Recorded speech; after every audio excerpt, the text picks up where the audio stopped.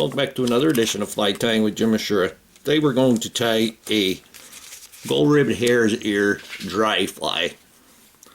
The hook that I have in the vise is a Lively Legs lip splitter. This is a 305 number 14, size 14, barbless dry fly hook. And see what it says there, warning, extremely sharp. Believe it, they are extremely sharp. I like using barbless hooks. As long as you keep a little bit of pressure on your fish when you're bringing him in, he's not going to get off. Get him in the net, the hook falls out or it comes out very easily. I'm going to use, this is Hemingway's, is a dark brown thread. You can use black, you can use tan even. This fly is more of an attractor fly, but this is 8/0 thread. We're going to start the thread behind the eye. We're going to bring our thread back halfway. And then we're going to bring that forward half of that distance. And that's where we're going to put up our wing. For our wing, I'm going to use a wood duck flank feather. You can use a mallard flank. But like I said, it's an attractor. You can use goose quill if you want, but staying with that nice brown, natural brown color of a hare's ear, I'm going to use the wood duck. Now I have this feather and I cleaned all of the fluff off, and all of these are the same length here. I basically cleaned it off to where sometimes you see these ones on the bottom are a little bit shorter, but we're going to leave them. We're going to just gather everything together. I'm going to measure it, and I want that wing to be the length of the hook shank. Just going to take a loose loop, pull it straight down. I'm holding it pretty tight with my left hand. Take another loose loop, pull it straight down. And I should be right on that halfway point. I'm going to take a couple more tighter wraps towards the rear. And you can see I'm right on that, pretty much on that halfway point. When I go and pick it up all the way, you'll see. I'm going to take my scissors and trim this off at an angle.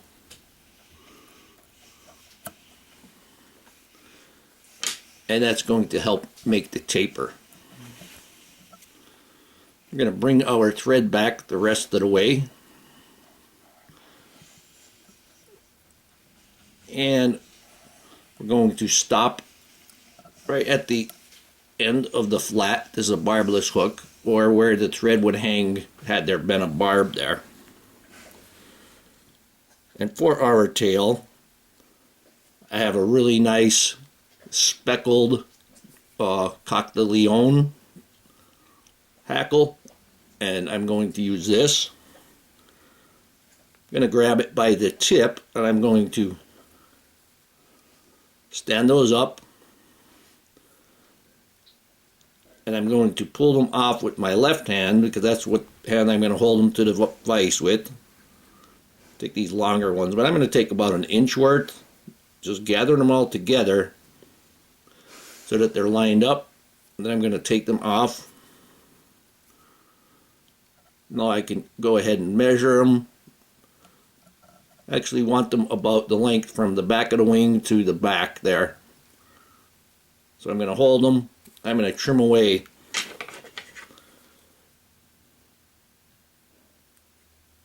the waist there. Hold that on. Again, loose loop. Keep it up there. Pull it straight down. And I'm still holding it pretty tight on my left hand. And then once we get several wraps in there, then we can release it.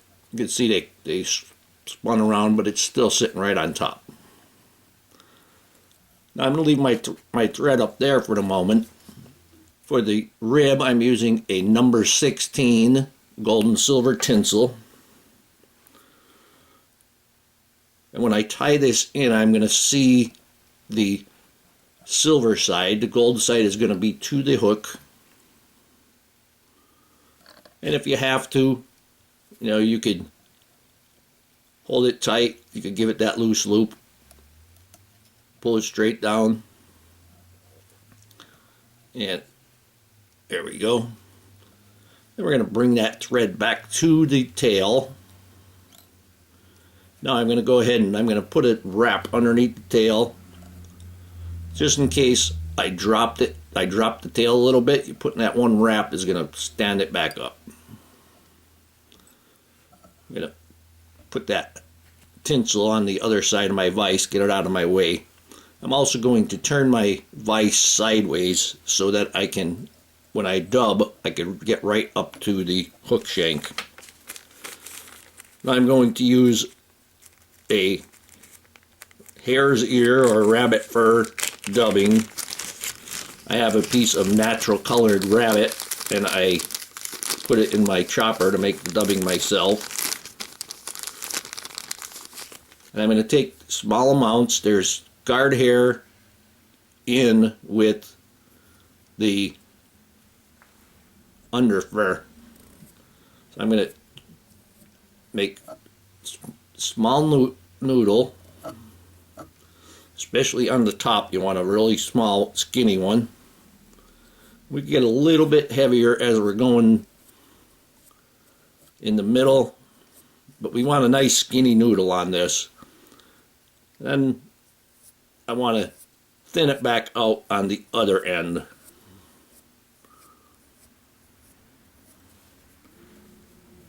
I'm going to go ahead and wrap this.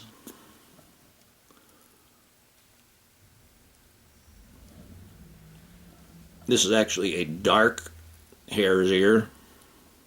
But you'd fish this much like you would fish the Adams or any kind of attractor pattern.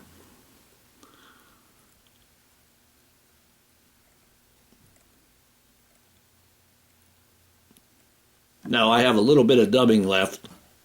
What I'm going to do is I'm going to pick the wing up. I'm going to wrap in front to stand the wing up. And I'm going to keep that thread real nice and tight.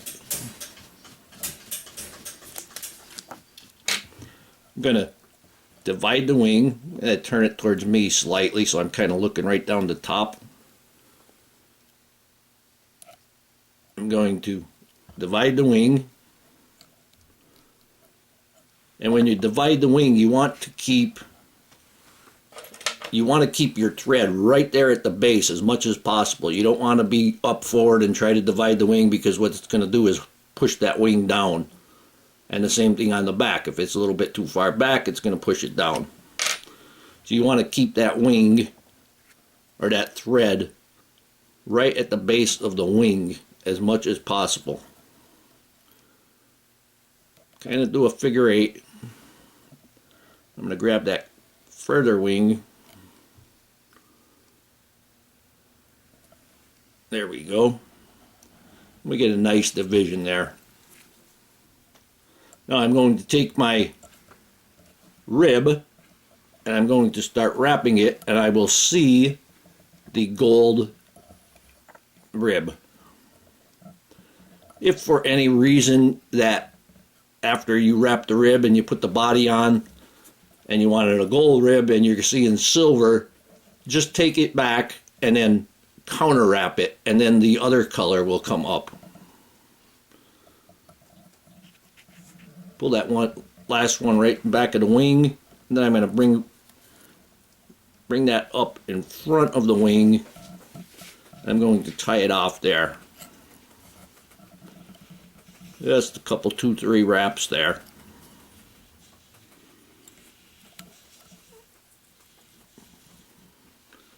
And then I can get rid of that excess.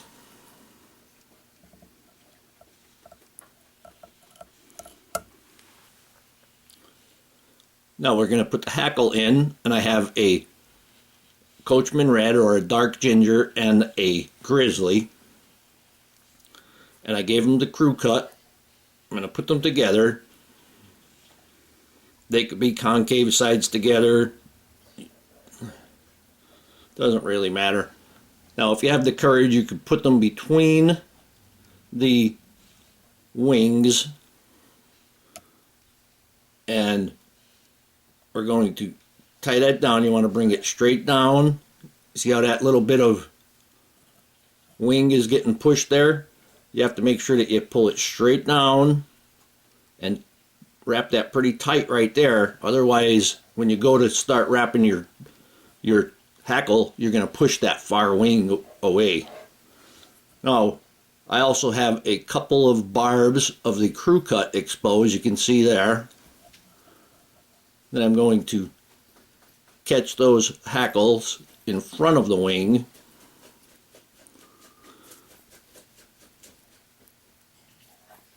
And then I'm going to stop my thread halfway between the wing and the eye of the hook. And that is where we're going to stop our hackle. Now I'm going to wrap these both at the same time. Going to take my hackle pliers. I'm going to slide it up, put it on, closer to the bottom, and slide it up so they're both tight. And now that first half a wrap there, I didn't have any hackles sticking out towards the back. We're going to get one wrap behind the wing. I'm going to hold the wing back. Now I'm going to brush the wing with the hackles once. Oh, let me get that one back there.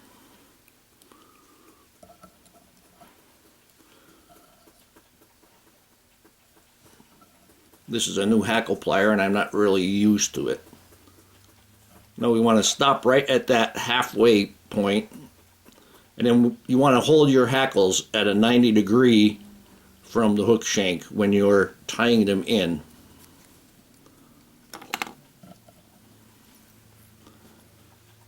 And bring your thread, keep your thread at that 90-degree point also. Although I got some hackle barbels sticking out the front, if you don't keep that thread, one thread right over the previous, you're going to get a lot of hackles sticking out to the front. I'm going to take my poke and snip again and trim those off.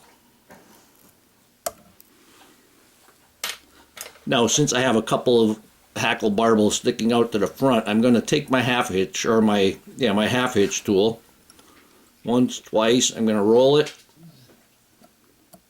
I'm going to go from the bottom. I'm going to push the hackles back with the half hitch tool and secure it. I'm going to tighten it. Still have one or two more there. I'm going to give that another. Go from the bottom, push the hackles back. You don't want to push too many. You don't want to go too far into the hackle. Now I can take my whip finish and whip finish this.